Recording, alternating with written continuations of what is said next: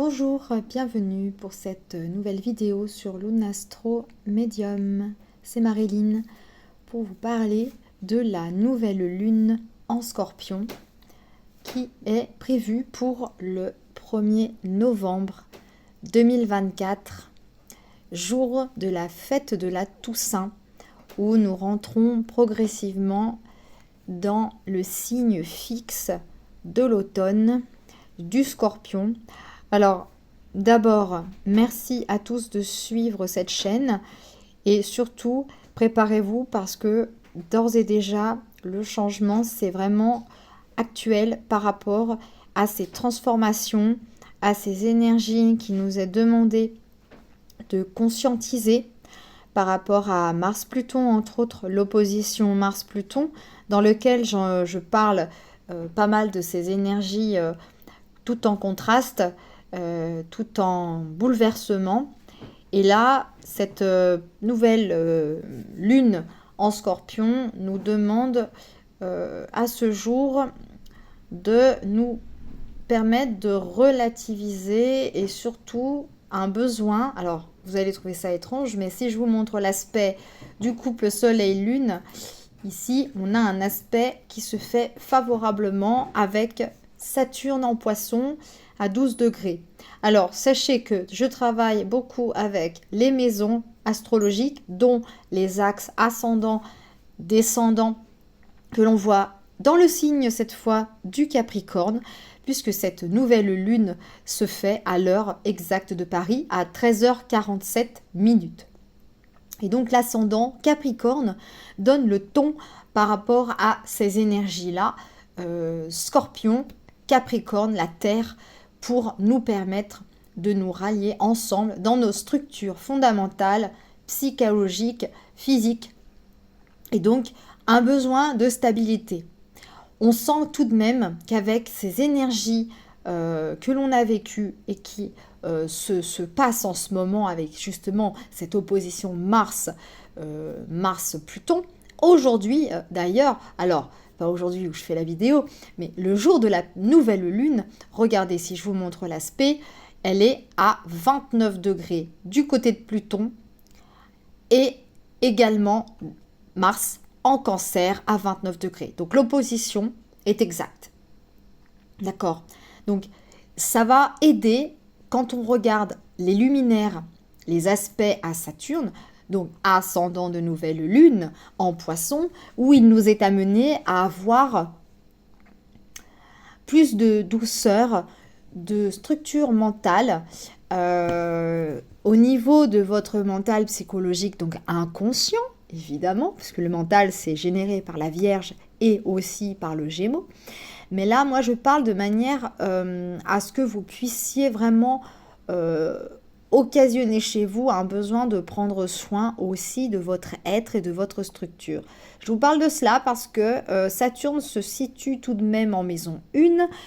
Lorsque cette nouvelle lune aura lieu en Scorpion, elle sera au trigone donc de Saturne et dans la maison 1, il y a cet axe intercepté. Alors l'axe intercepté, souvent c'est lorsque l'ascendant se situe à 27 degrés. C'est en tout cas en fin de signe. C'est une manière aussi pour nous de revoir un petit peu les choses de manière plus ou moins consciente, de peut-être nous amener à libérer des mémoires qui ne nous conviennent plus, des mémoires maternelles, des mémoires paternelles, des mémoires pour, d'un point de vue spirituel, nous permettre d'évoluer, de comprendre un petit peu ce qui se joue en nous. Et Saturne, il est aussi là pour vraiment restructurer tout cela et pas vous amener que du négatif, hein. Il est aussi là pour vous enseigner un petit peu les leçons à apprendre de ce que l'on vit depuis le début avec l'éclipse de la nouvelle lune d'avant, donc du 2 octobre dont je parle. Quand il y a une éclipse, en règle générale, souvent cela amène un bouleversement et des changements majeurs. Donc Saturne en signe d'eau, il n'est pas des plus à l'aise. Comme je l'avais dit une fois dans une vidéo dernièrement, il est le rocher pas totalement immergé, mais il est le rocher.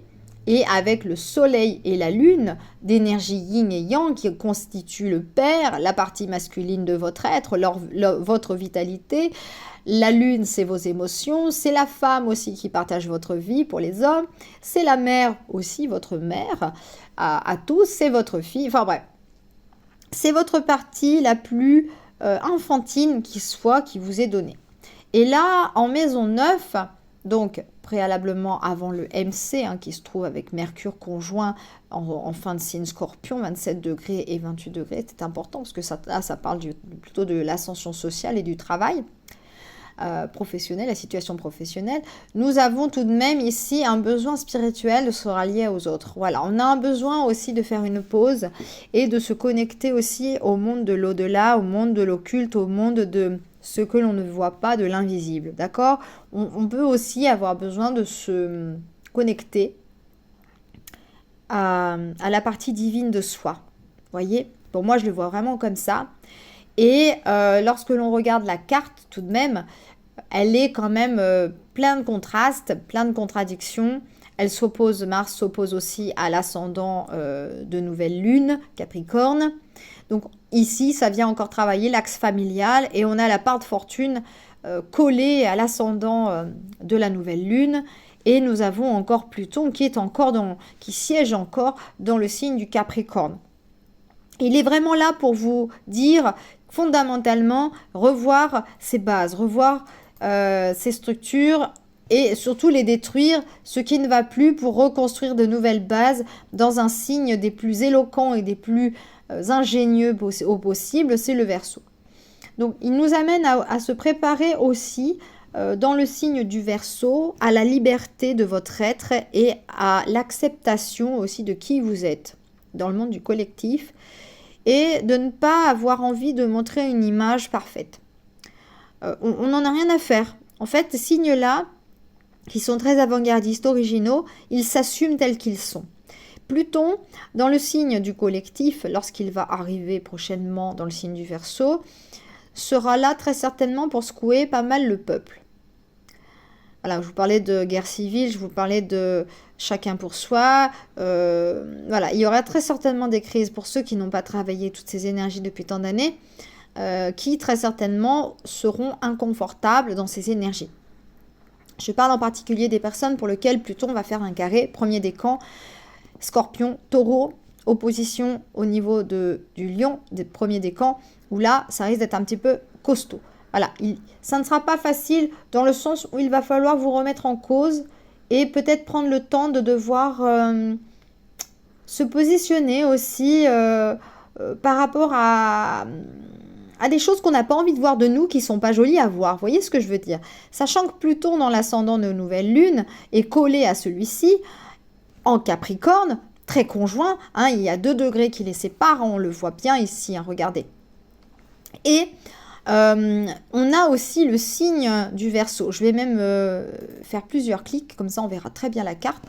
Et donc dans le signe du Verseau, lorsqu'il va rentrer dans ce signe-là au mois de novembre, eh bien, cela se fera très certainement pas dans la douceur. Au départ, lorsqu'il y a une planète transpersonnelle, transsaturnienne, donc les planètes que l'on ne voit pas à l'œil nu, ça va jusqu'à Saturne, que l'on peut voir à l'œil nu, distinguer en tout cas au niveau du ciel. Souvent, ces planètes-là, lorsqu'elles sont conjointes à un point sur votre thème astral, donc j'ai nommé Uranus qui se trouve en Taureau, ensuite Neptune qui se trouve à nouveau encore toujours en rétrogradation, encore dans le Poisson, et évidemment Pluton. Donc ces 3 planètes-là, lorsqu'elles ont un impact sur l'ascendant, donc votre ascendant, sur le milieu du ciel, votre milieu du ciel, sur le fond du ciel, ou alors sur votre lune, admettons, ou sur Vénus, forcément, cela va vous amener à travailler beaucoup plus loin, beaucoup plus en profondeur. Donc je le dis parce que c'est aussi une manière pour moi de vous prévenir que la nouvelle lune en Scorpion, ça va être aussi... forcément, ça va rentrer en collision, en résonance avec Pluton, parce que c'est le maître de ces deux-là. C'est le maître des luminaires en Scorpion. Il n'est pas chez lui, Pluton, en Capricorne, ni dans le Verseau, il n'est pas chez lui. Par contre, la Lune et le Soleil sont dans la maison de Pluton.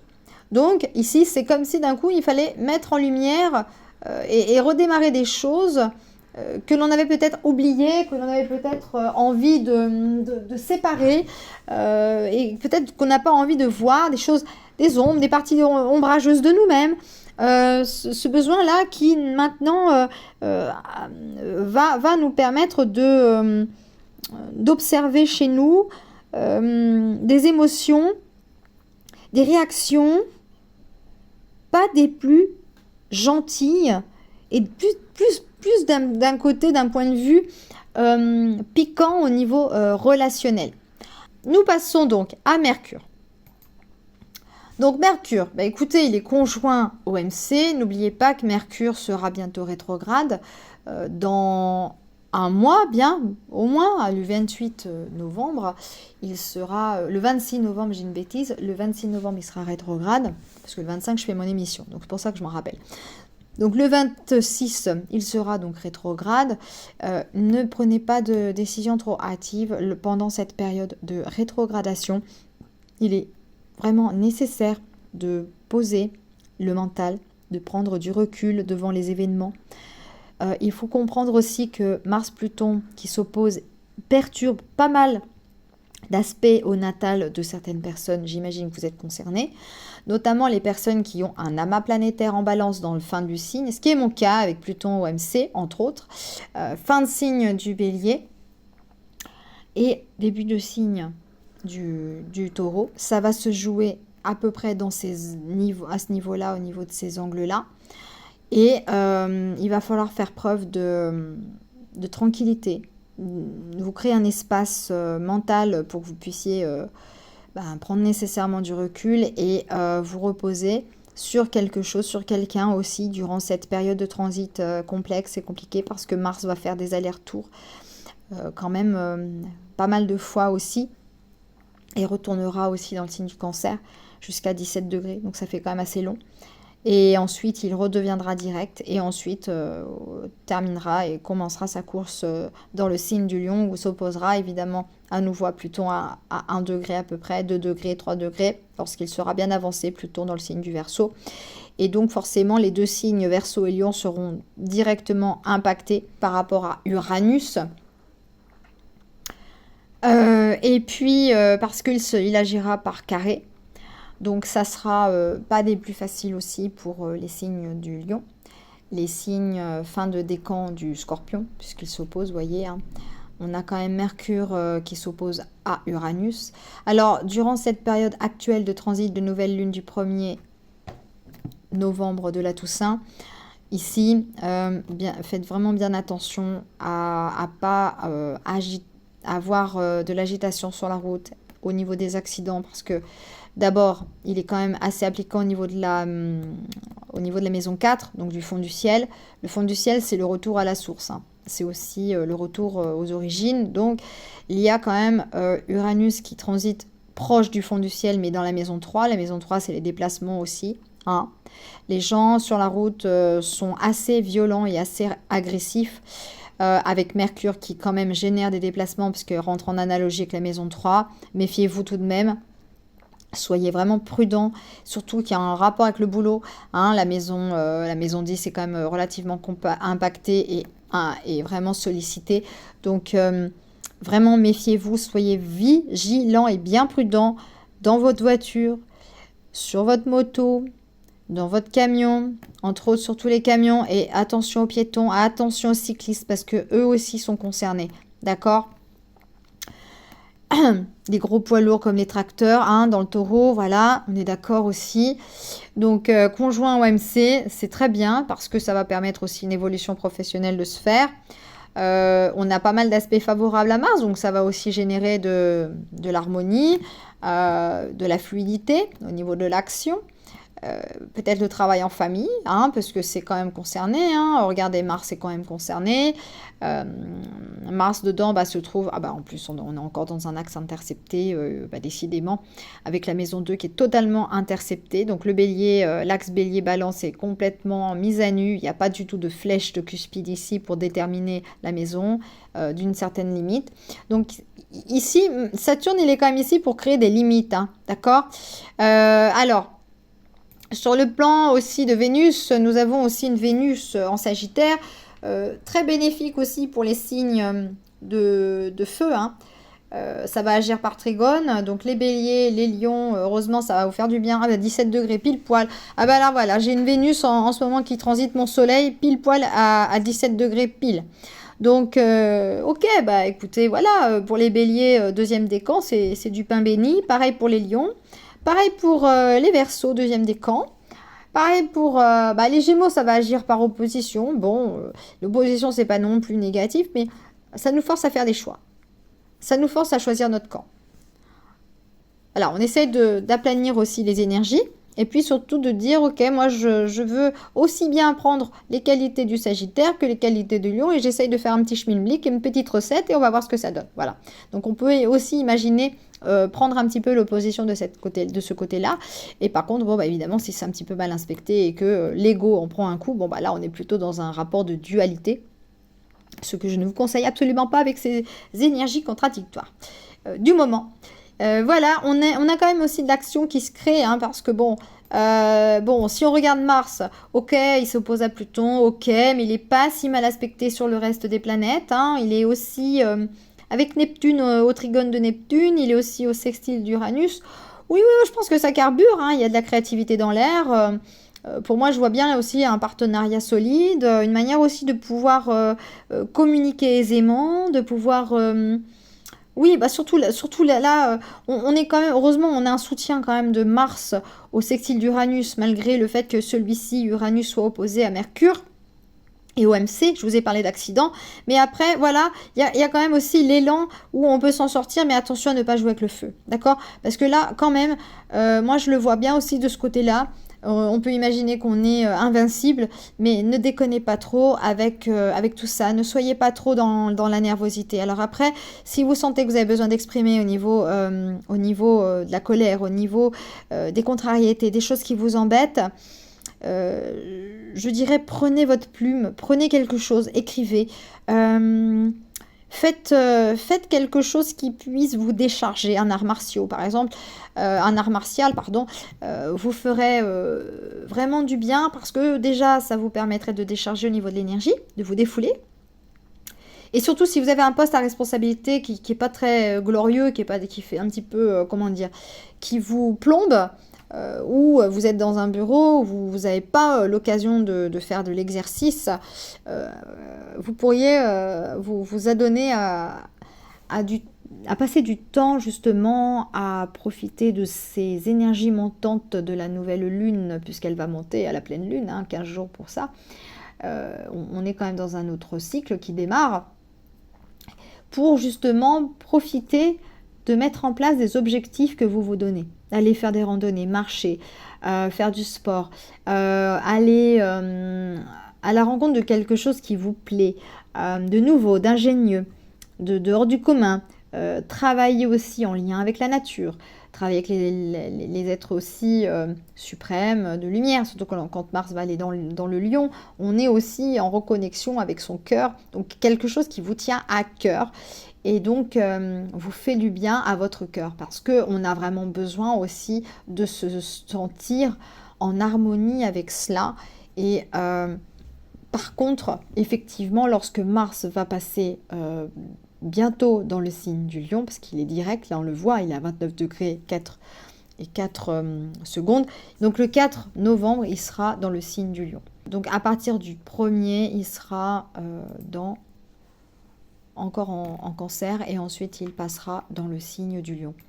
Voyons voir avec Jupiter, on va essayer de voir. Alors Jupiter, il est opposé à Vénus, donc là vous pourriez tomber un petit peu des nues sur l'être aimé, vous pourriez peut-être En fait, Jupiter, il a l'effet loupe, il grossit le trait. Il a tendance à exagérer un petit peu. Vous pourriez être dans l'exagération des sentiments, des amitiés aussi. Ressentir un petit peu de jalousie, ressentir une impression d'abandon de l'autre, au niveau des amitiés surtout, parce que Vénus est quand même dans la maison 11, donc qui génère le collectif, les amitiés, les grands projets, les grandes amitiés, les grandes rencontres, et tout cela. Et la maison 5, c'est Jupiter qui se trouve dans cette maison, qui parle aussi et qui traite de l'amour, des enfants, des plaisirs et des flirts et tout ça. Voilà, tout ce qui vous fait du bien. Les premiers émois, la sensation d'être au printemps. Vous voyez, là, par exemple, le temps qui a fait là pendant ces jours, là, j'avais l'impression qu'il y avait comme une montée de sève, comme si d'un coup, on était au printemps avec l'arrivée des beaux jours, alors que les jours déclinent, mais d'un seul coup, on se sent comme pousser des ailes. C'est un petit peu ce qui peut se passer avec l'opposition Jupiter et Vénus, où on a le sentiment, ouais, j'ai rencontré quelqu'un, enfin voilà, on est vraiment dans une espèce d'idolâtrie, et puis finalement, on peut peut-être s'emballer un peu trop, voilà, on est un petit peu, on s'emballe, ou alors on exagère un peu dans la manière dont on ressent les choses, on va dire tout de suite je t'aime, alors qu'en fait la personne on la connaît depuis même pas un mois, enfin vous voyez, ce genre de choses, moi c'est marrant, j'ai ça qui me vient, donc peut-être ça va parler à quelqu'un ou plusieurs personnes, en tout cas je l'espère, mais c'est pas négatif, c'est jamais vraiment négatif, mais bon, on a quand même les deux bénéfiques qui s'opposent. Bon, c'est quand même pas la même énergie, comme je l'avais dit, avec Pluton et Mars. Hein. Là, ça castagne un peu quand même. Hein. Voilà, donc puis en plus de ça, il est au trigone, il est au sextile de Chiron. Chiron, c'est le guérisseur, c'est la clé de la guérison intérieure, de votre guérison émotionnelle, physique, identitaire, amoureux, etc. Enfin voilà, plein de choses comme ça en maison 2. Donc c'est aussi vos valeurs en bélier qui sont aussi touchées. Vous voyez, on a besoin aussi de se retrouver soi, d'être autonome, d'avoir un besoin d'exister aussi pour quelqu'un, très certainement, hein, puisqu'on a aussi comme le nœud nord en bélier. Mais mine de rien, on est obligé de coopérer avec le nœud sud en face et les lunes noires qui sont toujours dans le signe de la balance en maison 8, donc la maison du scorpion. Comme cet axe est intercepté, c'est l'axe quand même de l'identité. Hein. Je suis dans le bélier, nous sommes en balance. Hein. Donc on a aussi un besoin d'identification par rapport à l'autre, par rapport au collectif. Et c'est très important aussi. Et donc Jupiter, Vénus, bon bah écoutez, on est vraiment là-dedans. Hein. On est vraiment dans les amitiés amoureuses. Amitié amoureuse, je ne serais pas surprise. Voilà, si ça vous parle. Et puis... je vous ai pas parlé de Neptune. Bah écoutez, Neptune, il est toujours sympa. Hein. Regardez, il a toujours de magnifiques aspects. Hein. Merveilleux trigone d'eau, hein, avec Mars aussi qui reste et stationne encore pour peu de temps dans le signe du Cancer. On a aussi Mercure. Donc ici, on pourrait avoir énormément d'inspiration, de créativité qui viennent d'ailleurs. D'inspiration qui vient pas de nous mais qui vient d'ailleurs et qui nous communique par le chakra couronne quelque chose d'important.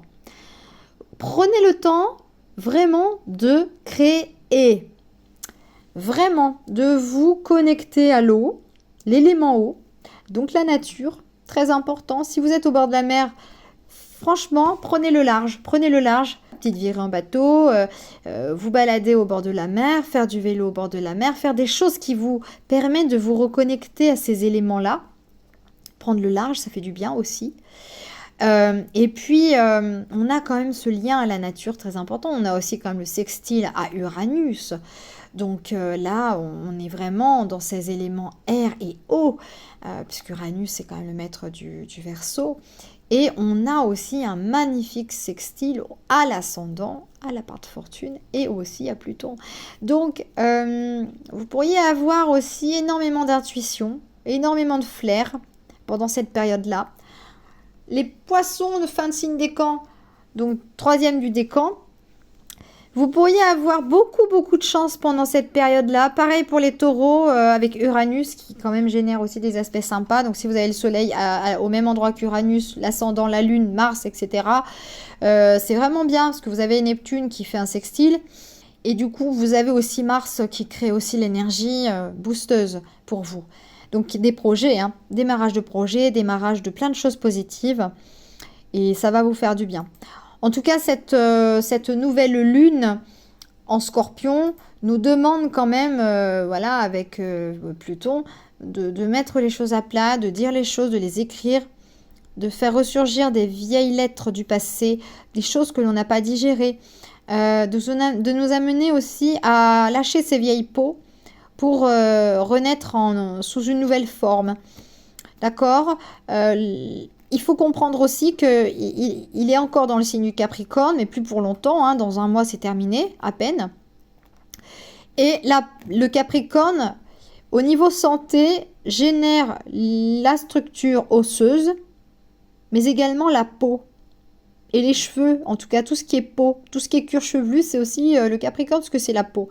Donc on a aussi une sensibilité à ce niveau-là.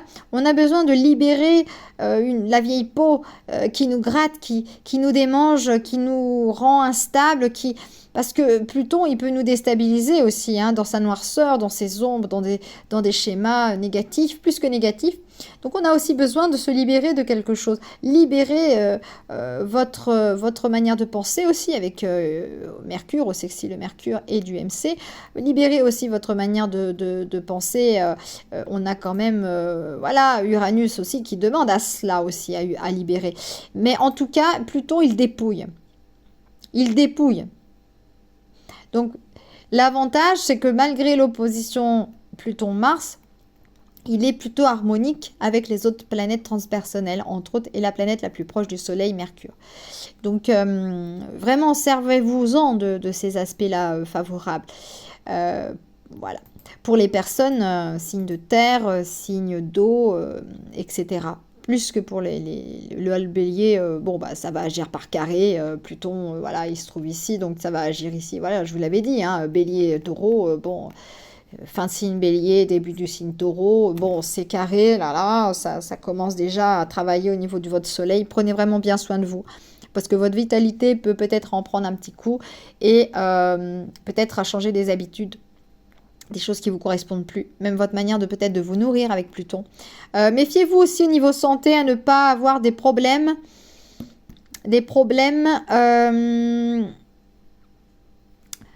de santé sous-jacents, un petit peu cachés, souterrains. Il agit par souterrain en fait. Il agit dans les coulisses, Pluton. Vous pourriez avoir des maladies vénériennes, des maladies en lien avec les intestins, alors intestin parce que c'est aussi une manière d'éliminer, ce que je disais dans la vidéo de la guidance de la nouvelle lune, c'est Pluton génère aussi l'élimination.